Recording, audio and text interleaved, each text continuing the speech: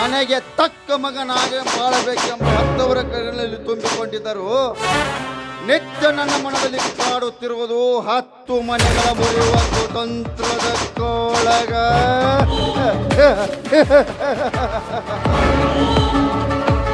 ಹೆತ್ತವರಿಗೆ ಬೇಕಾಗಿರುವುದು ನಿತ್ಯ ನ್ಯಾಯ ನೀತಿ ಧರ್ಮ.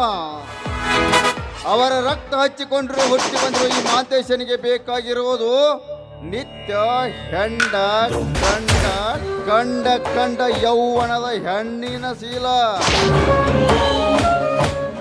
ಹೆತ್ತವರಿಗೂ ಹೆತ್ತ ಮಗನಿಗೂ ಎಷ್ಟೊಂದು ಅಂತರ. ಬಹಿರಂಗದಲ್ಲಿ ಬದುಕುವುದು ಹೆತ್ತವರ ಕೀರ್ತಿ, ಅಂತರಂಗದಲ್ಲಿ ಬದುಕುವುದು ಈ ಮಾಂತೇಶನ ಮಡಿಲಲ್ಲಿ ವಿಷದ ಕೊಂಡ. ನನ್ನ ಮಾತಿನಂತೆ ನಡೆದರೆ ಮಾತ್ರ ಮಾಂತೇಶ. ನನಗ್ಯಾರಾದರೂ ಎದುರು ನಿಂತರೆ ಅವರ ಬಾಳು ನುಚ್ಚು ನೂರಾಗುವುದರಲ್ಲಿ ಯಾವ ಸಂದೇಹವೂ ಇಲ್ಲ.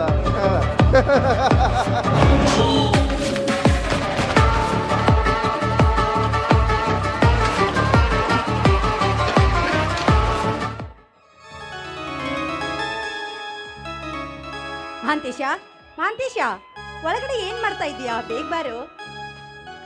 ಅಮ್ಮ. ಮಹಾಂತೇಶ, ಮುಂಜಾನೆಯಿಂದ ಮನೆಯಲ್ಲಿ ಕಾಣಿಸ್ತಾ ಇಲ್ಲ, ಎಲ್ಲಿಗಪ್ಪ ಹೋಗಿದೆ? ಅಮ್ಮ, ಊರಲ್ಲಿ ಜಾತ್ರೆ ಇದೆ, ಫ್ರೆಂಡ್ಸ್ ಜೊತೆ ಹೊರಗಡೆ ಸುತ್ತಾಡ್ಕೊಂಡು ಬಂದ್ವಿ. ಅಲ್ಲ ಮಹಾಂತೇಶ, ಬೆಂಗಳೂರಿನಿಂದ ನೀನು ಈ ಊರಿಗೆ ಬರೋದೇ ಅಪರೂಪ. ಬಂದ್ರು ಕೂಡ 4 ದಿವಸದಲ್ಲಿ 4 ತಾಸು ಕೂಡ ಮನೆಯಲ್ಲಿ ಇರೋದಿಲ್ಲ ಅಂತ್ಯ. ನಿನ್ನ ತಂದೆಯವರು ನೋಡಿದ್ರೆ ಮಹಾಂತೇಶ ಎಲ್ಲಿ, ಮಹಾಂತೇಶ ಎಲ್ಲಿ ಅಂತ ಕೇಳ್ತಾನೆ ಇರ್ತಾರೆ. ಇವತ್ತು ಒಂದು ದಿವಸ ಆದ್ರೂ ಮನೆಯಲ್ಲಿ ಇದ್ದು ಬಿಡು. ಮಹಾಂತೇಶ, ಹಾಲು ಕುಡಿಯೋ. ಇದೇನಮ್ಮ, ಚಿಕ್ಕ ಮಕ್ಕಳಿಗೆ ಹಾಲು ಕೊಡುತ್ತೆ, ನನಗೆ ಹಾಲು ಕೊಡುತ್ತೀವ? ಈಗ ಈ ನಿನ್ನ ಮಗ ಚಿಕ್ಕ ಮಗು ಅಲ್ಲಮ್ಮ, ಬೆಳೆದು ದೊಡ್ಡವನಾದ ಪ್ರಾಪ್ತ ವಯಸ್ಸಿಗೆ ಬಂದ ಮಗ ಅಮ್ಮ. ಮಹಾಂತೇಶ, ನೀನು ಎಷ್ಟೇ ಬೆಳೆದು ದೊಡ್ಡ ಹುದ್ದೆಯಲ್ಲಿದ್ರು ಕೂಡ ಯಾವತ್ತಿದ್ರೂ ಹೆತ್ತವರ ಕಣ್ಣಲ್ಲಿ ನೀನು ಚಿಕ್ಕ ಮಗುನೇಪ. ಮಹಾಂತೇಶ, ನೀನು ಚಿಕ್ಕವನಿದ್ದಾಗ ನೀನು ಚೊಕ್ಕದಾಗಿ ಬೆಳೀಲಿ ಅಂತ ದಿನಾಲು ನಿನಗೆ ಕುಡಿಯೋದಕ್ಕೆ ಹಾಲು ಕೊಡ್ತಾ ಇದ್ದೆ. ಆ ಅಭ್ಯಾಸ ಇನ್ನೂ ನನ್ನಿಂದ ಹೋಗಿಲ್ಲ ಕಣಪ್ಪ, ಹೋಗಿಲ್ಲ. ಮಹಾಂತೇಶ, ನಿನಗೇನಾದರೂ ಕುಡಿಯೋದಕ್ಕೆ ಹಾಲು ಕೊಡದೆ ಹೋದ್ರೆ ನನ್ನ ಮನಸ್ಸಿಗೆ ಸಮಾಧಾನ ಅನ್ನೋದೇ ಇರೋದಿಲ್ಲ ಕಣ್ಣ, ಸಮಾಧಾನ ಇರೋದಿಲ್ಲ.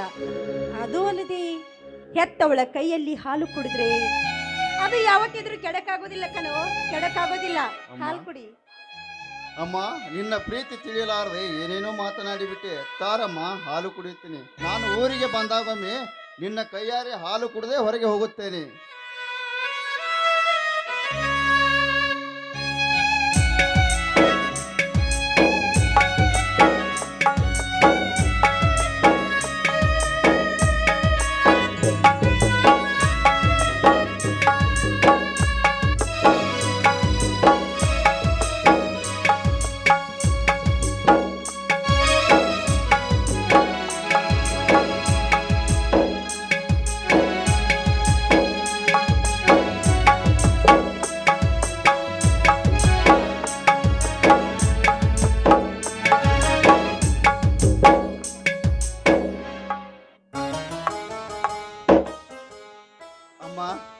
ನಿನ್ನೆ ರಾತ್ರಿ ನಾನು ಮನೆಗೆ ಬರಬೇಕಾದ್ರೆ ಸ್ವಲ್ಪ ಲೇಟಾಗಿ ಬಂದೆ.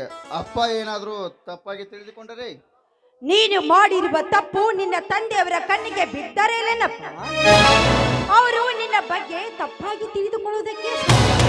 ಮಹಾಂತೇಶ, ನಿನ್ನೆ ರಾತ್ರಿ ಕುಡಿದು ಅಲಗಾಡುತ್ತಾ ಮನೆಯ ಬಾಗಿಲಿಗೆ ಬಂದೆ. ನಾನೇ ನಿನ್ನನ್ನು ಕರೆದುಕೊಂಡು ಹೋಗಿ ನಿನ್ನ ರೂಮಿನಲ್ಲಿ ಮಲಗಿಸಿದೆ. ನಿನ್ನ ಮೈ ಮೇಲೆ ಅರಿವು ಕೂಡ ನಿನಗಿರಲಿಲ್ಲ, ಈ ಘನತೆಯ ಬಗ್ಗೆ ಪ್ರಜ್ಞೆ ಕೂಡ ನಿನಗಿರಲಿಲ್ಲ. ಆದರೆ ನಾನು ಮಾಡಿರುವ ಪುಣ್ಯ, ನಿನ್ನ ತಪ್ಪು ನಿನ್ನ ತಂದೆಯವರ ಕಣ್ಣಿಗೆ ಬೀಳಲಿಲ್ಲ. ಅಮ್ಮ. ಮಹಾಂತೇಶ, ಹೆತ್ತವಳಾಗಿ ನಾನು ಒಂದು ಮಾತನ್ನು ಹೇಳುತ್ತೇನೆ, ಚೆನ್ನಾಗಿ ಜ್ಞಾಪಕದಲ್ಲಿಟ್ಟುಕೋ. ಇದು 10 ಜನರಿಗೆ ನ್ಯಾಯವನ್ನು ಹೇಳುವಂತ ನ್ಯಾಯವಂತರ ಮನೆತನ. ಇದು ಈ ಮನೆತನದಲ್ಲಿ ಯಾರು ತಪ್ಪು ಮಾಡಿದ್ರು ಕೂಡ ಶಿಕ್ಷೆ ತಪ್ಪಿದ್ದಲ್ಲ.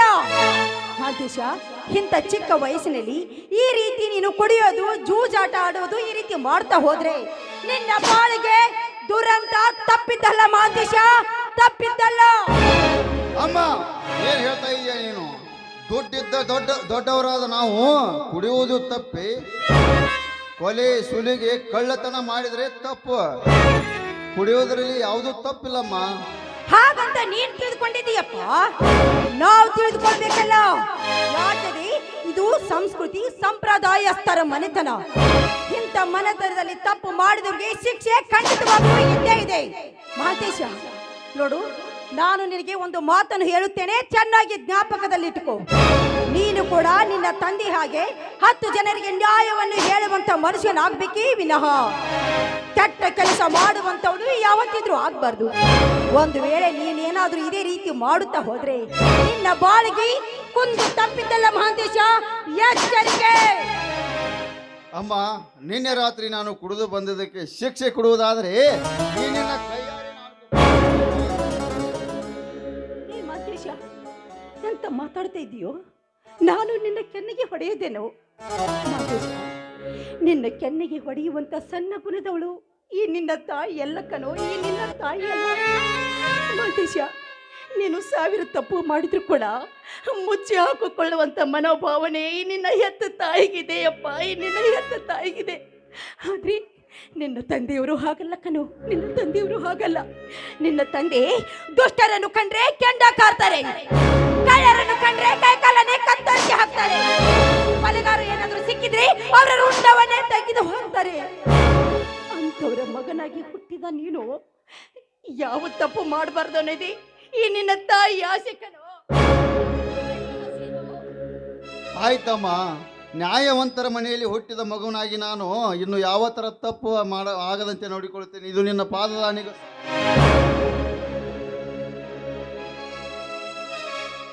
ಅಮ್ಮ, ನಾಳೆಗೆ ನಾನು ಬೆಂಗಳೂರಿಗೆ ಹೋಗಬೇಕಾಗಿದೆ.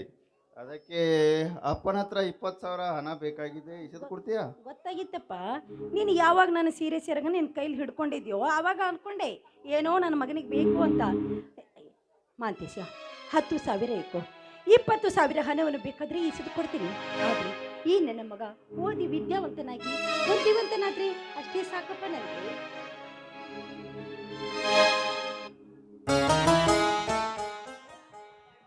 ಏನು ತಾಯಿ ಮಗ ಬಾಳ ವಿಚಾರ ಮಾಡಕತ್ತಿದ್ದೀರಾ? ಏನು ಇಲ್ಲ ರೀ, ಮಹಂತೇಶ ಬೆಂಗಳೂರಿಗೆ ಹೋಗ್ಬೇಕಂತೆ, ಅದಕ್ಕೆ 10,000 ಹಣ ಬೇಕು ಅಂತ ಕೇಳ್ತಾ ಇದ್ದ. ಅಲ್ಲ ಕಣೆ, ಸ್ವಂತ ಮಗನಿಗೆ ರೊಕ್ಕ ಕೊಡಲು ನನ್ನನ್ನೇ ಕೇಳಬೇಕೆ? ನೀನೇ ಕೊಟ್ಟಿದ್ದರೆ ಆಗಿದ್ದಿದ್ದಲ್ವೇ? ನೋಡು ಮಾಂತೇಶ, ನಮಗೆ ಆಸ್ತಿ ಅಂತಸ್ತು ಬೇಕಾದಷ್ಟಿದೆ. ನಾನು ಒಂದು ನಿನಗೆ ಮಾತು ಹೇಳ್ಬೇಕಂತಿದ್ದೀನಿ, ಕೇಳ್ತೀಯಾ? ಏನು ಅಪ್ಪ ಅದು ನಿನ್ನ ಮಾತು? ನೋಡು ಮಾಂತೇಶ, ಸುತ್ತು 40 ಹಳ್ಳಿಗೆ ನ್ಯಾಯ ಹೇಳಿದ ನ್ಯಾಯವಂತರ ಮಣಿತಾರೆ. ನಮಗೆ ಹಣ ಅಂತಸ್ತು ಆಸ್ತಿ ಇದೆ, ಏನು ಬೇಕಾದಷ್ಟು ಇದೆ. ಆದರೆ ನೀನು ಒಳ್ಳೆ ಕಲಿತು ಚೆನ್ನಾಗಿ ವಿದ್ಯಾವಂತನಾಗಿ ಈ ಮಣಿತನದ ಕೀರ್ತಿ ತರಬೇಕು.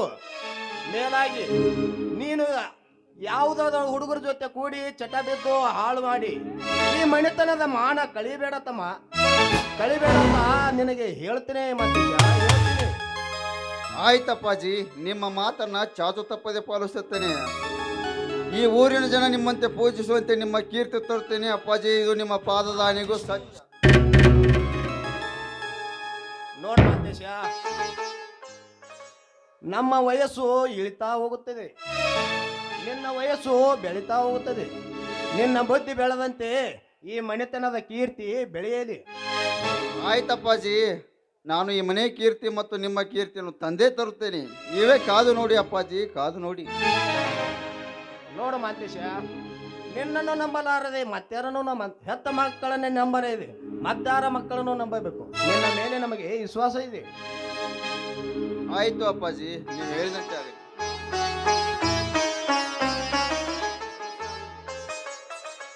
ನಮಸ್ಕಾರ ರೀ ಚಿಕ್ಕದನಿಯವ್ರ.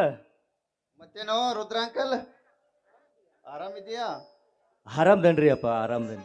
ನನಗೇನಾಗೈತ್ರಿ, ಅವ್ವಾರ ಕೈ ತುತ್ತು ತಿಂದ ಗಟ್ಟಿಮುಟ್ಟಿ ಆಗಿದೀನಿ ನೋಡ್ರಿ. ಅಂದಂಗ ಎಲ್ಲೋ ಹೊಲ್ಟಂಗೆ ಕಾಣಕತ್ತೈತಲ್ರಿ? ನಾನು ಅರ್ಜೆಂಟ್ ಹೋಗಬೇಕಾಗಿದೆ ಬೆಂಗಳೂರಿಗೆ. ಬೆಂಗಳೂರಿಗೆ ರೀ? ಹೌದು. ಯಾಕ್ರಿ ಅಪ್ಪಾರ, ನಿನ್ನೆರ ಬಂದಾರಿ ಮತ್ತು ಈಗ ಹೊಂಟಿರಲ್ರಿ? ಯಾಕಂದ್ರೆ 4 ದಿನ ನಿಂತಿರ್ಬೇಕಲ್ರಿ. ಮತ್ತು ಊರಾಗ ಜಾತ್ರೆ ಐತಿ, ನಿಮಗೆ ಎಳಿಯರ ಜೋಡಿ ತಿರುಗಾಡಿ ಮಾಡಿ ಜರ ಚೈನಿ ಮಾಡ್ಕೊಂಡು ಹೋಗ್ಬೇಕಾಗಿತ್ತಲ್ರಿ. ಇಟ್ಟು ಬೇಗ ಹೋಗ್ಬೇಕಾಗಿತ್ತಲ್ರಿ? ರುದ್ರ, ಪರೀಕ್ಷೆ ಇದೆ, ಅದಕ್ಕೆ ಹೋಗಬೇಕಾಗಿದೆ. ಅಪ್ಪಾರ, ಚಿಕ್ಕದಣ್ಯವ್ರು ಏನೋ ಪರೀಕ್ಷೆ ಇರ್ತಾರ, ಅದೇನ್ರಿ? ಅದ ಅದಲ್ಲಿ ಶಾಲ್ಯಾಗ ಪೇಪರ್ ಇಟ್ಟಿರ್ತಾರಲ್ಲ, ಪೇಪರ್ ವರ್ಷಕ್ಕೊಮ್ಮೆ. ಮತ್ ಪೇಪರ್ ಅಂದಿರ ಗೊತ್ತಾಕಿತ್ರಲ್ಲ ಪರೀಕ್ಷೆ ಅವ ಇಂಗ್ಲೀಷ್ ಮೀಡಿಯಂ ಕಲಿಯಾಕೈತಾನಂತ ಇಂಗ್ಲೀಷ್ದಾಗ ಹೇಳವಲ್ಲ. ಅಪ್ಪಾರ ನೀವು ಇಂಗ್ಲೀಷರ ಕಲೀರಿ ಇಂಗ್ಲೀಷರ ಕಲೀರಿ ನಮ್ಮೊಂದು ನೀವು ಕನ್ನಡನ ಮಾತಾಡ್ತು ಬರ್ರಿ ಅಪ್ಪಾರ 4 ದಿನ ಇದ್ದು ಹೋಗ್ರಿಪ್ಪ. ಇಲ್ಲ ರುದ್ರ, ನಾನು ಹೋಗಲೇಬೇಕು. ನೋಡ್ರುದ್ರ, ಅವನು ಹೋಗಲೇಬೇಕಂತ ಹೇಳ್ತಾ ಇದ್ದಾನೆ. ಅವನದು ಒಳಗಡೆ ಬ್ಯಾಗ್ ತಯಾರಾಗಿದೆ, ಅದರಲ್ಲಿ ಹಣ ಇಟ್ಟಿದ್ದೇನೆ, ಅದನ್ನು ತೆಗೆದುಕೊಂಡು ಬಾ. ಅಪ್ಪಾರ ರೊಕ್ಕ ಇಟ್ಟಾರಿ ದನಿಯಾರ ಬ್ಯಾಗ್ನಾಗ? ಮತ್ತೆ ಖರ್ಚಿಗೆ ಬೇಕಲ್ಲಿ, ಖರ್ಚಿಗೆ ಅದಕ್ಕೆ ಇದಕ್ಕೂ ಅದಕ್ಕೆ ಬೇಕಾಗತ್ತಾವ. ಮತ್ತೆ ರೊಕ್ಕ ಕೊಡಲ್ಲ, ಹಂಗ ಕಳಿಸಿದ್ರೆ ಹಂಗ ಮಗನ. ಏ ಅಪ್ಪಾರ ಬರೋಬರಿ ಐತಿ ಕರೀ, ರೊಕ್ಕ ಎಷ್ಟು ಇಟ್ಟಾರಿ ಮೊದಲು ಹೇಳ್ರಿ ನನಗೆ. ಅವ್ನು ಖರ್ಚಿಗೆ ಅಂತ 1 ಲಾಕ್ ಕೊಟ್ಟನಿ. ಲಾಕ್ ಕೊಟ್ಟರಿ? ಏನ್ ಹೊಚ್ಚದಾರಿ ನೀವು? 2 ಲಾಕ್ ಕೊಡ್ಬೇಕ್ರಿ. ಏನಾರ ಅಪ್ಪಾರ ಇಲ್ಲೇ ಹತ್ತನ್ಯಾಗ ಅದಾರೇನ್ರಿ ಅವ್ರ? ಬ್ಯಾಂಗ್ಳೂರ್ ಆಗದಾರ್ರಿ. ಆತಪ್ಪ ಮಾರಾಯ, ನೀ ಹೇಳ್ದಂಗೆ 2 ಲಕ್ಷ ಕೊಡ್ನು ಹೋಗ. ಅಪ್ಪಾರ ಬರಿಲ್ರಿ, ನಿಮ್ಗೆ ಎಷ್ಟು ಬೇಕು ನನಗೆ ಕಿವ್ಯಾಗ ಹೇಳ್ರಿ, ನೀವು ನಾ ಎಲ್ಲ ತೊಗೊಂಬರ್ತೀನಿ. ಹೇಳುದು ಅಲ್ರಿ, ನಿಮಗೂ ರಾಕು ಅಲ್ಲಿ ಆತಾಡ್ರಿ, ತೊಗೊಂಬರ್ತೀನಿ. ಆದೇಶ, ಅಮ್ಮ, ಬೆಂಗಳೂರಿಗೆ ಹೋದ ತಕ್ಷಣ ಈ ನಿನ್ನ ತಾಯಿಯನ್ನು ಮರ್ತು ಬಿಡಬೇಡ್ವು. ಇಲ್ಲಮ್ಮ. ಆಗಾಗ ಫೋನ್ ಮಾಡ್ತಾ ಇರು, ಸರಿಯಾದ ಟೈಮ್ಗೆ ಊಟ ಮಾಡು, ನಿದ್ದೆ ಮಾಡು. ಆಯ್ತು. ಹಾ ಹಾ ಇಲ್ಲಮ್ಮ. ನೋಡು ಮಾದೇವಿ, ಅವನೇನು ಚಿಕ್ಕ ಮಗುವನೇ, ಎಷ್ಟೊಂದು ತಿಳಿಸಿ ಹೇಳುತ್ತಿರುವೆ. ಅವನು ಬೆಳೆದು ದೊಡ್ಡವನಾಗಿದ್ದಾನೆ, ಅವನು ತಿಳಿದುಕೊಳ್ಳುತ್ತಾನೆ.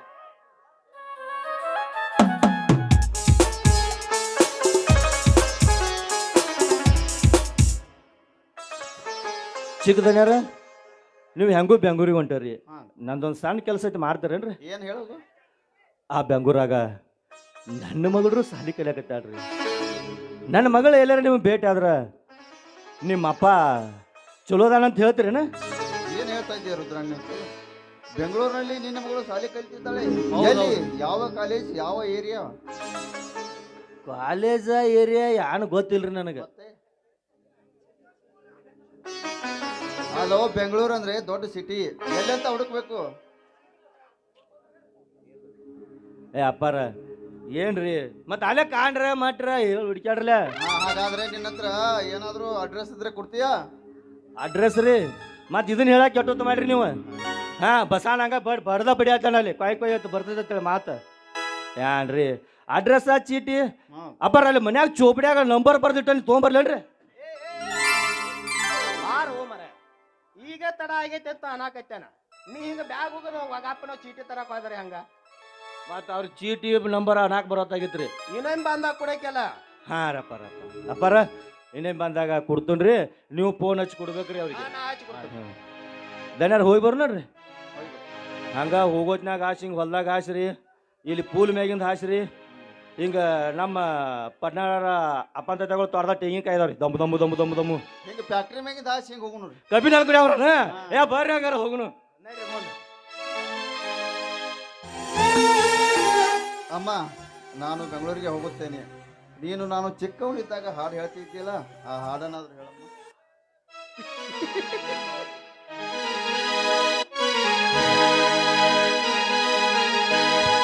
ದೀಪಾವಳಿ ದೀಪಾವಳಿ ಗೋವಿಂದ ಲೀಲಾವಳಿ ಮಗನಾದನು ಮಾವ ಮಗುವಾದನು ಹಳಿಯ ಮಗನಾದನು ಮಾವ ಮಗುವಾದನು ತಾನಿ ತನಲು ತಾನಿ ತನಲು ತಾನಿ ತನಲು ತಾನಿ ತನಲು ತಾನಿ ತನಲು ತಾನಿ ತನಲು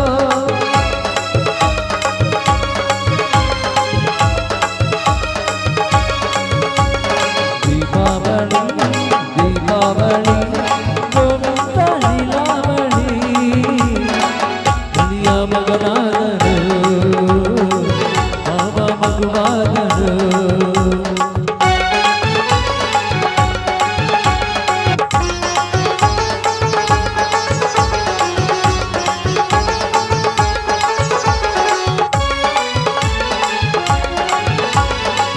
ಎತ್ತೋರ ಆಸೆಯ ಕಣ್ಣನಿಗೆ ಆಡಿ ನನ್ನನ ತೋರಿಸಿ ನನ್ನನ ಮಾಡಿದೆ ಎತ್ತೋರ ಆಸೆಯ ಮನ್ನನೆ ಮಾಡಿ ಕೊಟ್ಟೋರು ಹೆಣ್ಣರು ಮುದ್ದಾಗಿ ನೀಡಿ ಸಲಹೋಳಿ ಮಯ ಸಲಹೋ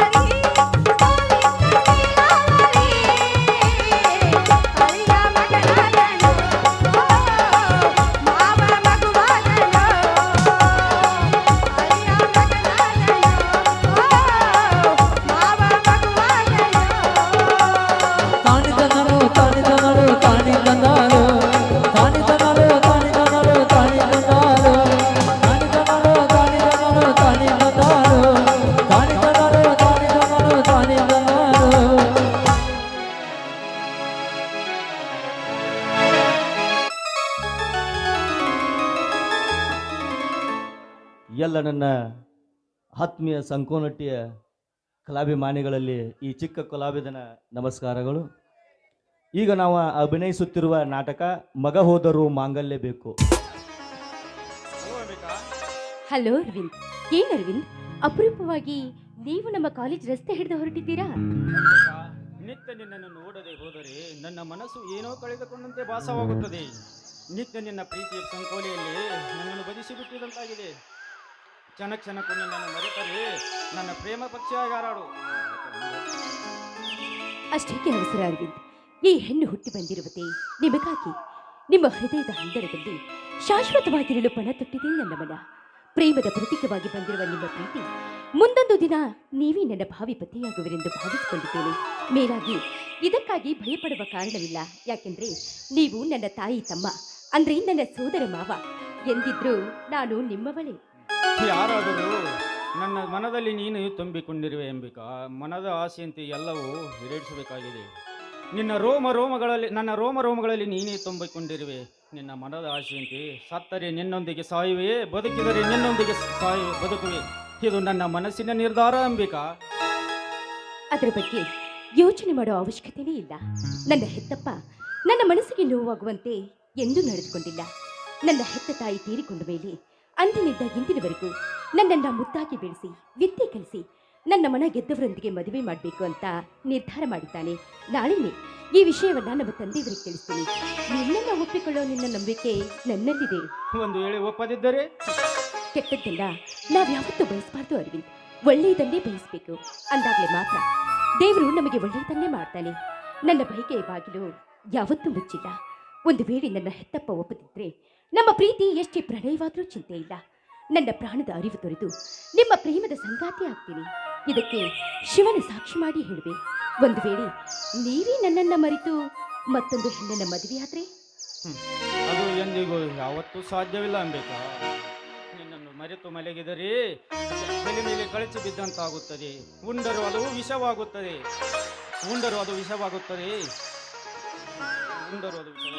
ನಾನು ಅಷ್ಟೇ ಅರವಿಂದ್. ಈ ದೇಹದ ದೇವರೇ ನೀವೆಂದು ನಾನು ಭಾವಿಸಿಕೊಂಡಿದ್ದೇನೆ. ಈಗ ನಾವಿಬ್ಬರು ಮಾನಸಿಕವಾಗಿ ಮದುವೆ ಆದಂತೆ ಸರಿ. ಮದುವೆ ಎಂಬ ಮೂಢನಂಬಿಕೆಗೆ ಮುದ್ದಿಡುವುದು ಬೇಡ. ಹೆತ್ತವರು ಒಪ್ಪಿಗೆ ಪಡೆದ್ರೆ ಸಾಕು. ಬದುಕೆಂಬ ದೋಣಿಯಲ್ಲಿ ನಗುನಗುತ್ತಾ ಸಾಗಿದ್ರೆ ಅದೇ ನಮಗೆ ಸ್ವರ್ಗ. ಅದೇ ಸ್ವರ್ಗ ಅಂಬಿಕಾ. ಸ್ವರ್ಗ ಸರಿ ಸಂಪತ್ತು ಇದು ಯಾವುದೂ ಬೇಡ. ಸ್ವರ್ಗ ಸರಿ ಕಣ್ಣಲ್ಲಿ ನೀನು, ನನ್ನ ಕಣ್ಣಲ್ಲಿ ಕೇಳಾಗಿ ಸ್ವರ್ಗ ಕಾಣುವುದು ನನ್ನ ಕಣ್ಣಲ್ಲಿ ಕೇಳಾಗಿ. ಅರವಿಂದ್, ನನ್ನೆಲ್ಲ ತುಂಬಾ ವರ್ಣಿಸ್ತಾ ಇದ್ದೀರಾ. ಅಷ್ಟೊಂದು ರೂಪವತಿಯೇ ನಾನು. ಅಷ್ಟು ಬೇಗ ನನ್ನ ಗುಣಗಳನ್ನು ಅರಿತುಕೊಂಡಿದ್ದೀರಾ? ಯಾರು ಕದಿಯಲು ಸಾಧ್ಯವಿಲ್ಲ ಅಂಬಿಕಾ. ನೀನು ನನ್ನ ಮನದಲ್ಲಿ ತುಂಬಿಕೊಂಡಿರುವೆ. ಯಾರಿಂದಲೂ ಕದಿಯಲು ಸಾಧ್ಯವಿಲ್ಲ ಅಂಬಿಕಾ. ಮತ್ತೆ ಯಾರಾದ್ರೂ ಕದ್ದಾರು ಅರವಿಂದ್? ಜೋಕೆ. ಅದು ಯಾರಿಂದಲೂ ಸಾಧ್ಯವಿಲ್ಲ ಅಂಬಿಕಾ. ಆದಷ್ಟು ಬೇಗ ಈ ವಿಷಯವನ್ನ ನಮ್ಮ ಮನೆಯಲ್ಲಿ ತಿಳಿಸಿ ನಾವಿಬ್ಬರು ಸತಿಪತಿಗಳಾಗುವುದೇ ಒಳ್ಳೆಯದು. ನಾಳೆನೇ ಈ ವಿಷಯವನ್ನ ಪತ್ರ ಬರೆದು ನನ್ನ ತಂದೆಯವರಿಗೆ ತಿಳಿಸ್ತೀನಿ. ಹಾ ಅರವಿಂದ್, ನಮ್ಮ ತಂದೆಯವರು ವರನ ವರದಕ್ಷಿಣೆ ಎಷ್ಟು ಅಂತ ಕೇಳಿದ್ರೆ ಏನಂತ ಹೇಳ್ಬೇಕು? ಚಿನ್ನ, ನಿನ್ನ ತೂಕದಷ್ಟು ಚಿನ್ನ ಅಂತ ಹೇಳು. ಹೌದಾ? ಅಷ್ಟೊಂದು ಚಿನ್ನನ ಎಲ್ಲಿಂದ ತರೋದು? ಈ ಚಿನ್ನ ನಮ್ಮ ಮನೆಗೆ ಬಂದಂತೆ ಆಯಿತು. ಅಂದ್ರೆ ಅಂದರೆ ಈ ಚಿನ್ನ ನಮ್ಮ ಮನೆಗೆ ಬಂದಂತೆ ಆಯಿತು. ಚಿನ್ನ ಹೌದಾ? ನೀವು ಸುತ್ತಿ ಬೆಳೆಸಿ ಕವಿಗಳಂತೆ ಮಾತನಾಡ್ತಾ ಇದ್ದೀರಾ. ಇನ್ನೂ ಹೆಚ್ಚು ಹೊತ್ತು ನಿಮ್ಮ ಮುಂದೆ ನಿಲ್ಲುವುದೇ ಬೇಡ. ಮತ್ತೆ ನನ್ನ ಮೇಲೂ ಯಾವುದಾದ್ರೊಂದು ಕವನ ಕಟ್ಟಿದ್ರೂ ಕಟ್ಟಬಹುದು. ನೀವು ಕಟ್ಟಬೇಕಾಗಿದೆ ಕವನ. ಆ ಕಟ್ಟಿದ ಕವನಕ್ಕಾಗಿ ನೀ ಈ ಕವನ ಕಟ್ಟುವಾಗೆ ಕೋಗಿಲೆ. ಆಯ್ತು. ಸಂಗಾತಿ ಸಂಪ್ರೀತಿ ಸಂಗಾತಿಯೇ